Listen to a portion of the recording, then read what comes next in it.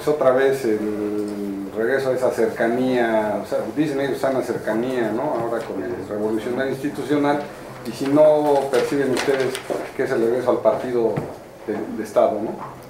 Bueno, sin duda que el PRIismo tiene un estilo en el que el líder máximo de su partido, cuando tiene la presidencia de la República, lo es el presidente. El priismo representa el presidencialismo a ultranza. La figura del presidente los mantiene unidos. La figura del presidente es la figura del poder absoluto, y ellos tienen protocolos que ayer reinstalaron con esa ceremonia. ¿Qué tiene que hacer el Estado mexicano para resistir un presidencialismo? Pues tiene que reformar el régimen. La reforma política no alcanzó llegar a reformar el régimen. Se situó más como una reforma político-electoral que como un cambio de régimen. La reelección del legislativo en los periodos que ustedes conocen, 2 para senadores, 4 para diputados, la reelección de los alcaldes y sus ayuntamientos por un periodo, son formas de fortalecer los otros poderes, ¿sí? Pero sin duda que el priismo tiene sus protocolos, y ayer reinstaló una regla de oro para ellos, una tradición política que es la que es el jefe del partido, es el presidente de la República. Les ha funcionado. Así es que yo no haría una crítica profunda de esto. Yo más bien me fijaré en el desempeño de las funciones del presidente de la República como tal, como titular del Ejecutivo Federal. Y si le quieren llamar desde hoy el jefe del partido, así hay que llamarlo también. Pero no corre el riesgo de que se convierta en el jefe de campaña también, y que regresemos pues a esa estructura en la que el partido se perdía ahí con los aparatos incluso electorales del PRI, en fin, apoyo. O sea, ¿no ven ustedes el riesgo de que se reediten esas figuras? Fox fue, si no el jefe de campaña, un factor determinante en la campaña de Calderón. Tan es así que fue determinado en el contenido de una resolución del TRIFE, ¿sí? Calderón no lo fue, se distanció de la candidata de su partido, Josefina Vázquez Mota. Podría ser porque no era su propuesta, y perdieron por muchas razones, ¿no? Por el desprestigio del gobierno, por la ineficacia de la propuesta electoral, por la estrategia equivocada que desarrollaron. Y en el caso particular, sin duda que la estructura del gobierno es mucho más importante en el despliegue político electoral que el propio PRI. Así de simple. Desarrollo social, gobernación, SEDATU, agricultura. Hay que ver desde el análisis simple, que ya es un tema viejo que nunca se resolvió, el nombre de los delegados de esas secretarías en los estados, connotados priistas, gente que no porque tuvieran que ser apartidistas, pero gente que viene de ser dirigentes partidarios estatales, operadores del partido, y por tanto díganme cuál es más eficaz, si el discurso político o la dádiva.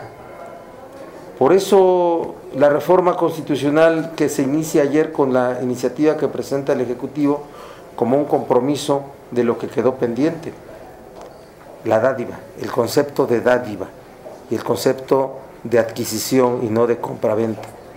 Entonces, es una realidad por la cual se mueve el sistema político mexicano,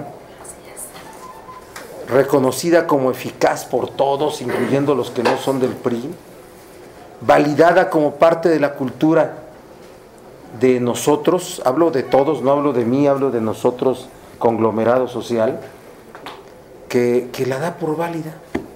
El priismo poderoso, unificado por la imagen del presidente de la República, con una infraestructura, una estructura gubernamental que opera políticamente y que opera eficazmente, después bajada a los gobiernos estatales, en donde el líder máximo del priismo es el gobernador del estado.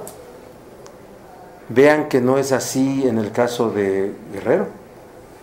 Yo cuando fui a una reunión en donde estaba el gobernador y el perredismo, me espanté del trato que luego le dan al gobernador, ¿sí? O sea, porque no hay una cultura de eso, de la adoración al poder. A lo mejor voy a hacer una crítica a nosotros.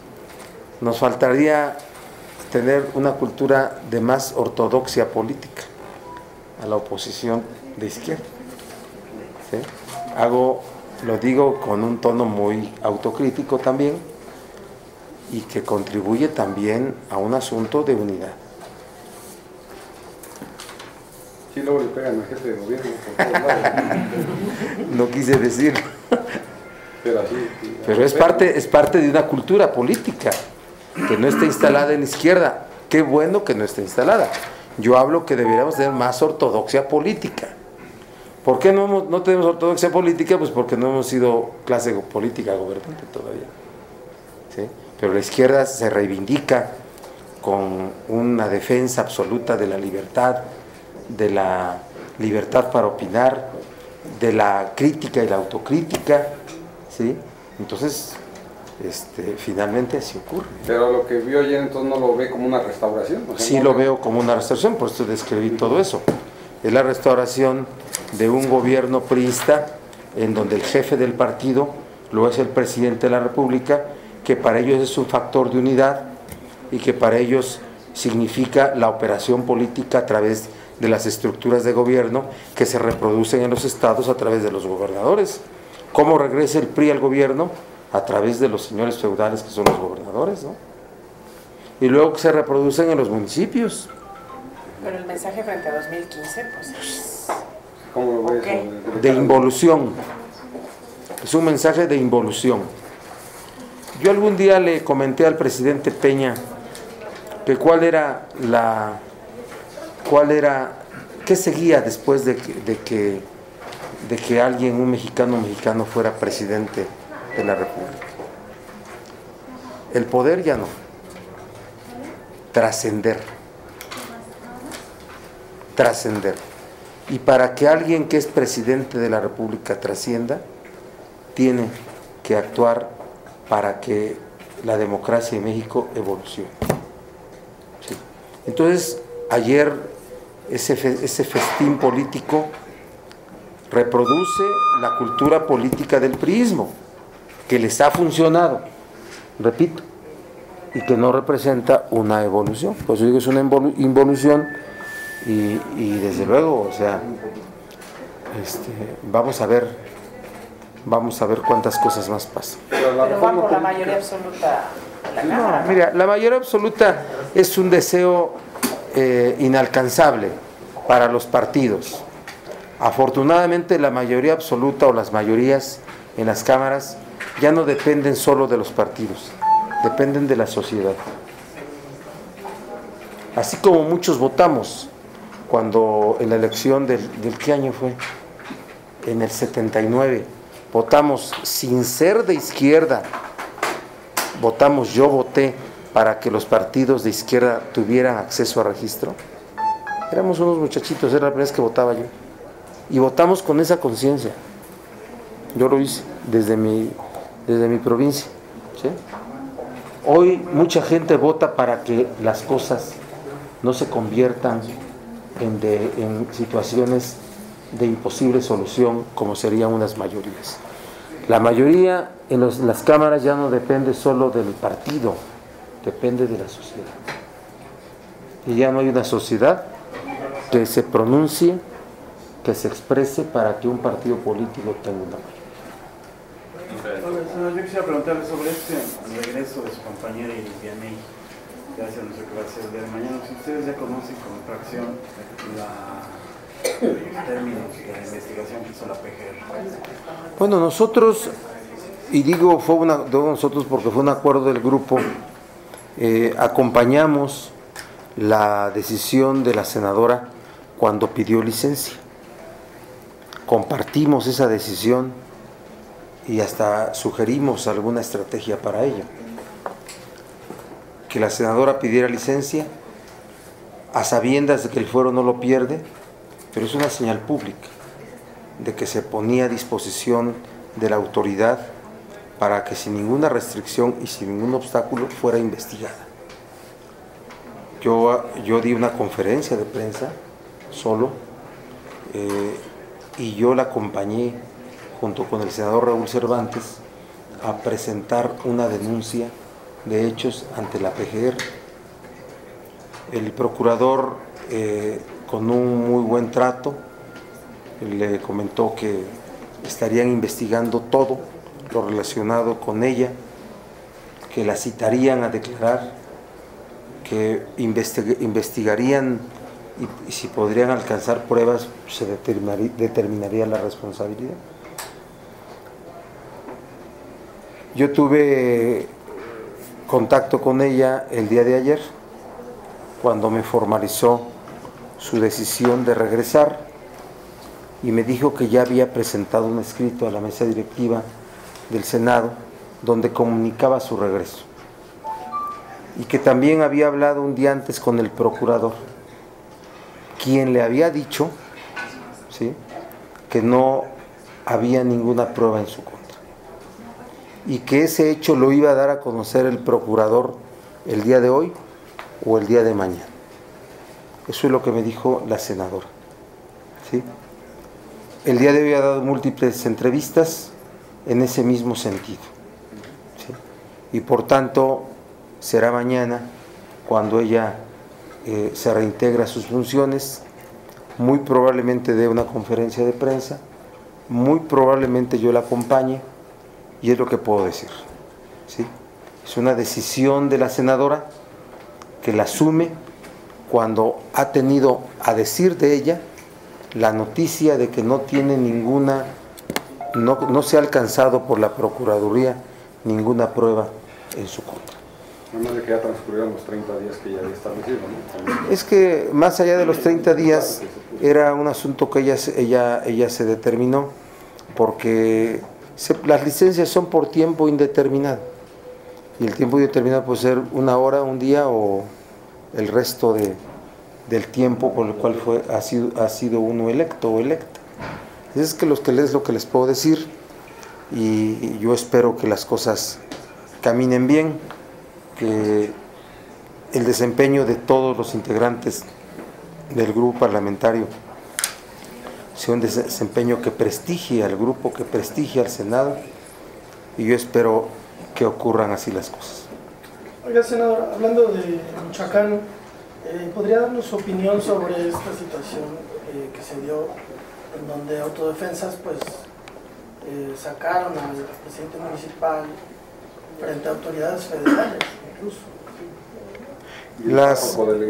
Las autodefensas, de manera muy clara, son parte de la estrategia que se está desarrollando por el gobierno federal por lo menos.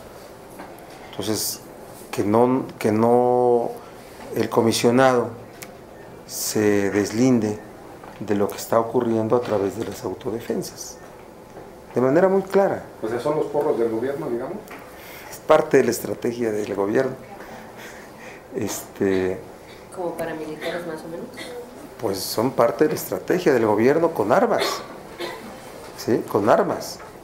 Y de ahí yo sí quiero deslindar que veo que hay autodefensas que fueron respuesta legítima a la presión, al clima que se dio allá, y no hablaría en favor de todos los grupos de autodefensa, porque en Michoacán lo que se creó fue un ambiente creciente, de tal suerte que parece que hay un vínculo generalizado. Entonces, no regateemos la estrategia que se está llevando a cabo, pero sí mantengamos el planteamiento que tiene plazo pronto que vencer. Es decir, se tiene que resolver pronto, o esto va a ser un fracaso, o esto va a ser un gran fracaso que no veríamos cómo volvía a reencauzarse el orden en el tema de Michoacán y de muchos estados. Pero esta situación específica que fue retirado el presidente municipal. Si el presidente de Apatzingán tiene vínculos con el narco y el crimen organizado, que se determinen y que se le procesen. No que tal parece que no hay determinación de responsabilidades. Llegan las autodefensas señalándolo como que tiene vínculos directos con el crimen organizado, que su policía solapaba todo el ambiente que que estaba ahí instalado, y las autodefensas lo sacan y no hay forma de definir responsabilidades. Si tiene responsabilidades, que se le finque, de lo contrario que se le restablezca en el ejercicio de la autoridad. Si no, lo que hay es un caos, una anarquía. ¿Otro michoacanazo? No, yo diría que otra definición, una definición pública de quién tiene responsabilidades, ¿sí? En el michoacanazo lo que vimos fue detenciones múltiples, con pruebas deficientes que llevaron a la exoneración de todos los que estaban allí. Algunos que fueron detenidos y fueron liberados, mejor se hubieran quedado ahí detenidos y hubieran sido exonerados, hoy estuvieran en la calle. Oiga, ¿no corre el riesgo de que se les salga de control precisamente, como dice usted, como forman parte de la estructura que está tratando de poner orden, no se corre el riesgo de que las autodefensas se les salgan de las manos, como ha sucedido con otros grupos paramilitares en Colombia, en un montón de lados, que se les salen de las manos las FARC, se les salen de las manos ¿no? Es un riesgo. Gates y todos esos se salen de las manos y después se meten, ya querían meterse a Morelia, o sea, ya como que andan desbocados, entonces no se corre el riesgo de eso. Sin duda que sí. Sin duda que es un riesgo que se está asumiendo, como el riesgo de que pudiera haber una gran confrontación y hubiera decenas o centenas de muertos, ¿no? Una confrontación entre bandas criminales con las autodefensas. O sea, hay muchos riesgos. Después, ¿qué va a haber? Después de que se dijera, está restablecido el orden y la paz en Michoacán. Porque no solamente es el descabezamiento, como lo dijimos en el caso del Chapo, es el desmantelamiento. Eso ya es de razonamiento público profuso de los analistas que sí saben de este tema, ¿no? O sea, no solamente el descabezamiento, la cabeza surge, ¿sí? Hoy sí vemos en Michoacán con ese despliegue enorme de fuerzas, porque yo puedo ubicar, o podemos ubicar nosotros la estrategia de Michoacán en cuatro definiciones. Una, un gran desplazamiento de fuerzas del orden, Policía Federal, Defensa Nacional, Ejército y Armada. Esa es la primera situación. Después, un desplazamiento, ¿sí?, de las policías municipales, repliegue, anulación de las policías municipales. 2. 3. Una supuesta colaboración del gobierno estatal. Pero por último, el desplazamiento político por parte de quien es el coordinador de seguridad pública, que es un procónsul. No tiene atribuciones, pero ya ejerce relaciones de diálogo con las fuerzas políticas, con las bancadas en el Congreso, con el ejercicio presupuestal, ¿sí? Entonces, eso no puede permanecer allí. Para nosotros son 3 meses los que debieran ser los suficientes para restablecer el orden en Michoacán. Son 3 meses. No puede excederse más. Entonces, claro que sí, no solo las detenciones destacadas, que también es importante, pero es el desmantelamiento, y por eso les digo, no hay que regatear el apoyo a la estrategia, porque es un asunto que si no se resuelve correctamente lo vamos a lamentar todos. Coordinador, yo te quiero hacer 2 preguntas sobre el caso de oceanografía. Primero, si ustedes van a insistir en que se cree esta comisión, ¿sería aquí en el Senado o será una comisión conjunta con la Cámara de Diputados? Y también tener tu opinión, ¿qué pasó con los gobiernos panistas? Ellos elaboraron mucho la bandera en contra del combate a la corrupción y vemos que ahora, pues paradójicamente es que en los sexenios del PRI, donde se está cayendo el Chapo, se están ventilando estos pues casos que son totalmente, pues, de una manera escandalosos y están implicados pues familiares de los expresidentes. ¿Cuál es tu visión en este sentido? Lo primero es, ¿de qué me dijiste? O sea, ¿no? Sobre la comisión, si se va a quedar aquí o va a ser bicameral. Miren, en las cámaras se solicitan formar comisiones por cualquier asunto, ¿sí? Y eso ha demeritado la función del Congreso mexicano. En otros congresos, la formación de una comisión del Senado tiene un peso político importantísimo, ¿sí? En la Cámara de Diputados parece que la salida que dieron es, mandan 60, 80 preguntas para que vía informe se pueda conocer el asunto. Ayer íbamos a presentar nosotros un punto de acuerdo con el tema de oceanografía, pero yo le pedí a los senadores o al senador que estaba planteando eso, que lo tradujéramos en una comisión de investigación. Yo no aspiro que mañana se me acuerde de urgente y obvia resolución. Yo quiero provocar, trabajar políticamente para que se apruebe. Para ello, yo aspiro a hablar con las fuerzas políticas del Senado y con el propio gobierno. Una comparecencia no da para saber nada. Ustedes saben cómo se desahogan las comparecencias. Un informe, lo mismo, pues ahí tienen las preguntas parlamentarias que ya se nos olvidaron existen. ¿Sí?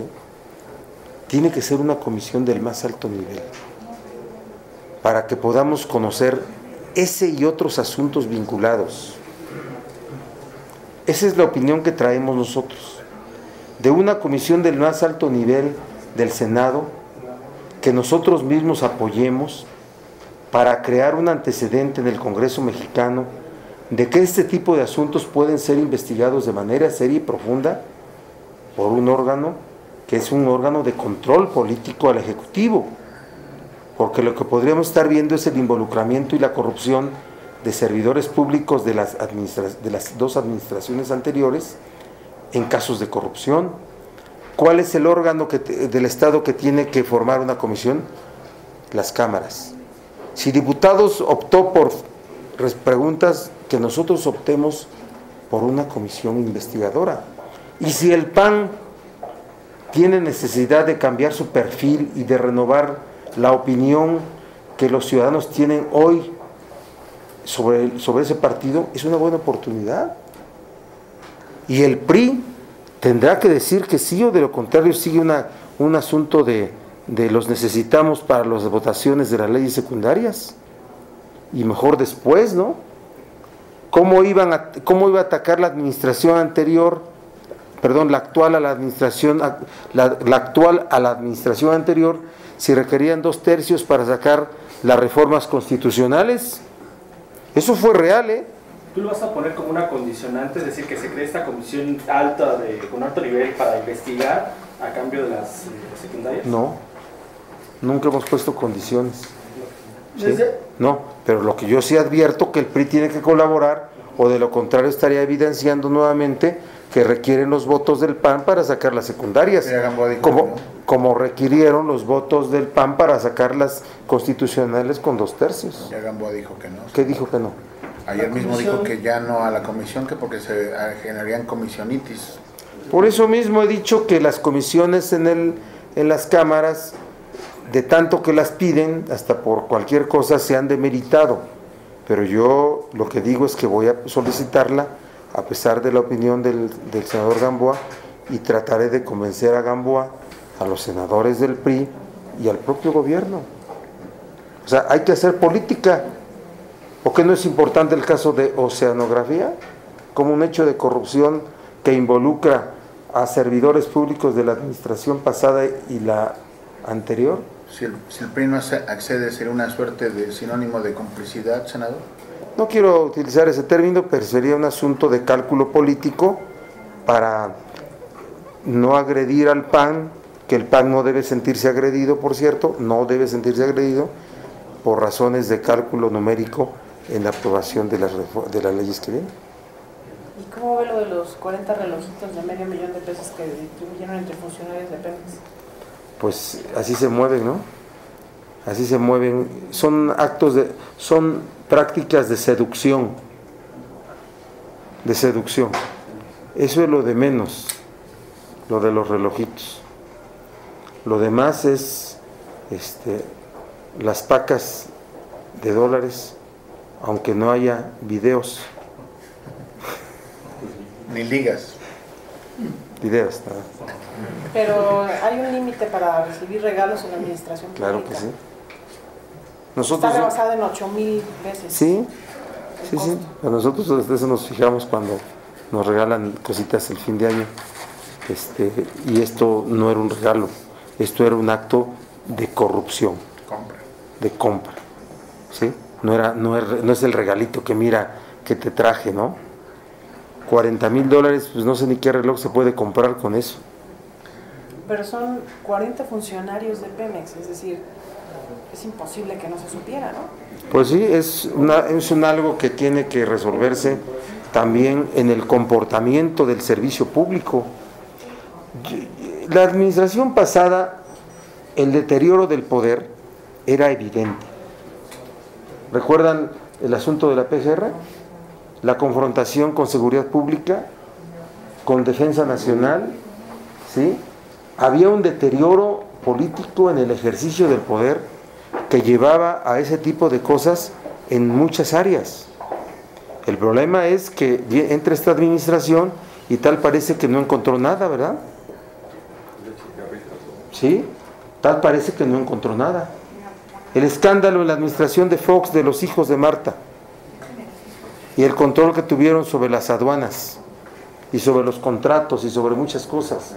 Pues aquí la información que abundantemente han difundido en los periódicos, ¿sí? Hablan de nombres de destacados panistas y exdirigentes panistas ya, que abrieron los negocios en los lugares donde ellos estaban. $40,000, por favor. Senador, ¿usted cree que realmente Peña vaya a fondo y vayan a castigar a los hijos de Marta y a toda esta red de corruptela que se hizo alrededor de Sonografía y Pemex? Yo espero que sí. Yo he hablado con algunos funcionarios de gobierno, ¿sí? Por eso digo que yo ya estoy trabajando para consensar una comisión del más alto nivel, que vaya a fondo, que reciba que no hoy comparezca un servidor público y al rato salga el senador o senadora a dar su conferencia de prensa, ¿sí? Como ha ocurrido con las binacionales, la bicameral de seguridad nacional, ¿no? Pues que todo eso en Estados Unidos, que no aspiro yo a esa democracia, pero hay asuntos de reserva absoluta. Hasta con quién van a hacer guerras, ¿no? Y aquí luego salen a despepitar y ustedes felices. ¿Pero qué le han dicho a los funcionarios de gobierno con los que ha hablado? Que están muy decididos, que hay una decisión del gobierno de ir a fondo en verdad. Sí. PGR, gobernación, con los que ha tenido contacto. No quiero decir, si no, imagínate. ¿Hasta qué nivel? Hasta el más alto. ¿Pero hasta qué nivel están dispuestos a ir a fondo? Pues yo creo que a quienes encabezaron esos organismos públicos. ¿Sí? ¿No a Fox o a Calderón? ¿Que los permitieron? No lo sé si luego hay una jerarquía de mandos que se interrumpe, pero por eso que haya una comisión del Senado, que le demos al Senado la mayor relevancia en las funciones que desempeña, la mayor relevancia. ¿Sí? Peces gordos, no charalitos. Pues sí. Pues ahí ya los mencionan. Muchos periódicos de ustedes y noticias en radio ya los mencionan. Y yo no sé si vayan a ser citados siquiera. Y ahorita ya el PAN esté diciendo, si te metes con ellos no tienes tus contratos de no tienes de licencias, ¿sí? Para evitar las concesiones, eliminar las concesiones y demás. Digo, eso es real. Eso es real. No tienes tu IFAI, no tienes tu esto, tu el otro. La decisión de que se fuera todo el IFAI fue una decisión política muy importante. Muy importante. Que tú avalaste. Sí, sin duda que sí. Baraja nueva, amigo, tú sabes que cuando ya están marcadas las cartas, ¿qué hacemos? Apostar doble. ¿Ustedes cómo ven la posibilidad de que los del IFE se queden, los 4? Mira, en el IFE hay condiciones distintas. Ahí hay un traslado enorme que hacer de IFE a INE. Enorme. Empiezo por el patrimonial. Pero toda la organización que es el IFE y volverla INE federal y INE local en cada estado es terrible. Quienes lleguen, aunque sean expertos, ¿sí?, van a tener déficit en el conocimiento de cómo opera. Entonces yo no hemos definido, no estoy así casado con que se queden, porque tienen ya origen partidario, ¿sí? Pero también hay que tener cuidado y no poner en riesgo el proceso electoral 2015 federal y los 17 locales. 17 locales. Con reformas constitucionales, con leyes secundarias locales, con organización, la capacitación, cuando se peleó que fuera, ¿qué es la capacitación? La capacitación y la designación de los funcionarios de casilla. Eso es la capacitación. A cargo del INE. Cientos de miles. Cientos de miles. Entonces ahí hay que actuar con cuidado, pero yo ahí, por lo que repito, y de verdad, no me tomen nada de lo que haya dicho, pero sí tomen en esto. Exhorto al Senado, primero al Senado, a que las designaciones de los órganos que nos corresponden sea con un perfil de estadistas, que nos desempeñemos como estadistas. Y exhorto a la Cámara de Diputados para que hagan lo mismo con la integración de los órganos que les corresponden a ellos, principalmente el INE. No que veamos el arrebato de partido a partido y la negociación de las cúpulas partidarias para decidir y orientar quiénes son los integrantes del INE, los 7 más o los 11 completos. De verdad, vimos la disputa que se instaló en el IFE para designar a los últimos, ¿verdad? Era verdaderamente de no creerse, porque el PAN quería poner uno, el PRI quería poner los 2, el PRD quería poner otro, ¿no? Si esto se repite, lo vamos a testimoniar todos. Destacados priistas, secretarios técnicos de comisiones, ¿sí?, operadores políticos, los vamos a identificar y los vamos a identificar nosotros, ¿sí? Y nosotros vamos a estar opinando desde acá a lo que se vaya desarrollando en diputados, porque es el órgano garante o que aplica o que decide o que provoca toda la organización de la democracia electoral en México, ¿sí? Y eso, ahí sí, caminemos juntos, como dice Navarrete, vamos juntas. Ya les di pregunta, ¿verdad? Vamos todos juntas y juntos a vigilar eso, ¿eh? ¿Qué si se hace la candidatura de unidad del ingeniero? Yo espero que haya una candidatura de unidad, la del ingeniero o la de cualquier otro, pero que sea candidatura de unidad.